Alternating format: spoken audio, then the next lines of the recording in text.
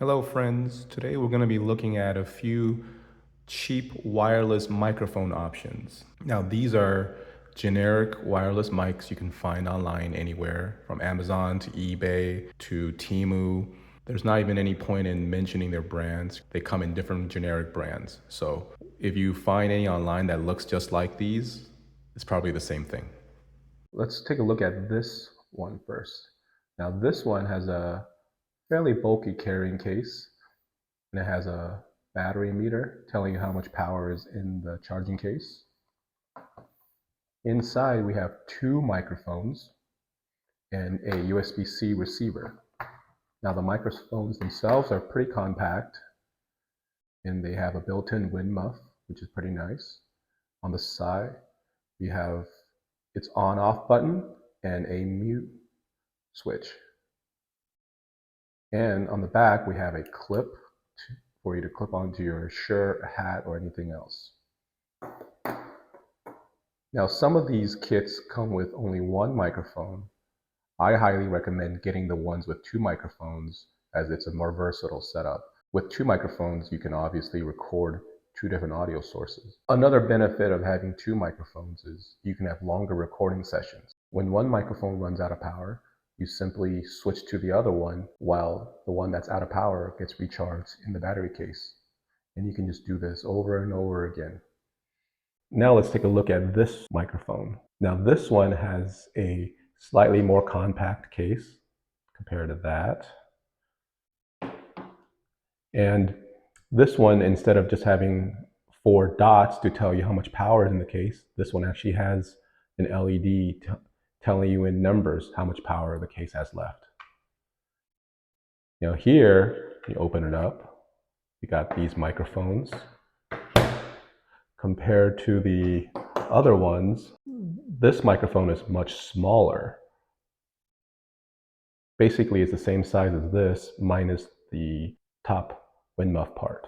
Now, with that said, this one does not come with a wind muff, so it could be more vulnerable to wind noise. Now, on the back, there is a on-off button, and then the receiver looks just like the other one. Now, this last one is pretty different from the other ones. For one, this doesn't come with a charging case, so you have to charge these individually via a USB-C port on them. Another thing that's different about this one is the receiver for this one has 3 different plugs. You have your USB-C, you have your Lightning port for older iPhones, and you have your 3.5mm jack, allowing you to use this with actual cameras that have microphone inputs. This also has a 3.5mm input jack in case the pin format for your camera is not quite compatible with this. You can then find a cable that is compatible and then plug it there. Now, all 3 of these allow you to use them as microphones for your computer, assuming your computer has a USB-C port. But this one also allows you to use on a computer that's older that only has a microphone 3.5mm jack. Now, the last difference between this one and the other ones is this receiver does have an on-off button and has its own battery inside. And this is required because when you're using the 3.5mm jack, that does not provide power to the receiver. So hence the receiver needs its own power. When you plug these microphones receivers into your phone, they show up as a wired mic. These are actually also compatible with any action cameras that supports USB-C mics. Now let's do a quick sound test. This is the sound coming directly from my phone. As you can see from the sound meter, I'm in a fairly quiet room. When I'm not talking, the audio meter is showing an ambient noise level of only 35 decibels. Test 1, 2, 3, test 1, 2, 3. Now here's the same test with this microphone. Test 1, 2, 3, test 1, 2, 3, test 1, 2, 3. Now here's the same test with this microphone. Test 1, 2, 3, test 1, 2, 3, test 1, 2, 3. And then we have this microphone. Test 1, 2, 3, test 1, 2, 3, Test 1, 2, 3. How does this sound?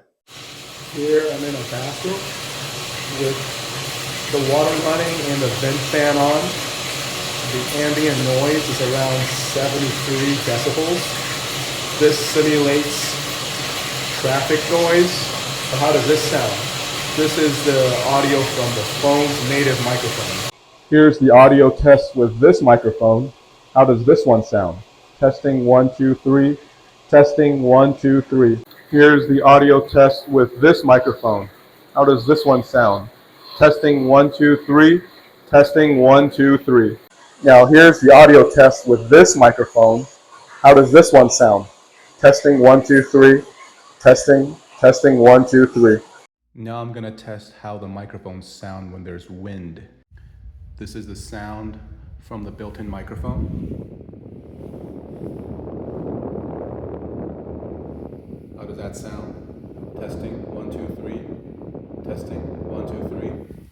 This is the sound from this microphone. Testing 1, 2, 3. Testing 1, 2, 3. How does that sound? This is the sound from this microphone. How does this sound? Testing 1, 2, 3. Testing 1, 2, 3. This is the sound from this microphone. Testing 1, 2, 3. Testing 1, 2, 3. How does that sound? So after testing all three of these microphones, I would say overall these seem to perform the best. Their built-in wind muffs were very effective against the wind, and they had really good noise isolation. During the noise test, you could still hear a bit of the background noise, but it was a very consistent sound and you could still hear the voice clearly. Whereas this one in particular really distorted the voices during the noise test. These were okay during the noise test, but it just didn't sound as good compared to these. And without a wind muff during the wind test, you could really hear the wind noise. Now, I'm not saying any of these are better than your Rhodes and your Sennheisers, but if you're not ready to drop $200+ on a wireless microphone setup, these are not bad. You can find them online anywhere from $25 to $30. I would say that's a pretty good investment if you're just looking to improve your audio a little bit from when you're recording with your phone. That's it for this test. If you have any questions regarding any of these microphones, please leave it in the comments and I will answer them. If I get enough requests about certain features, I will make another video covering that. Thank you very much.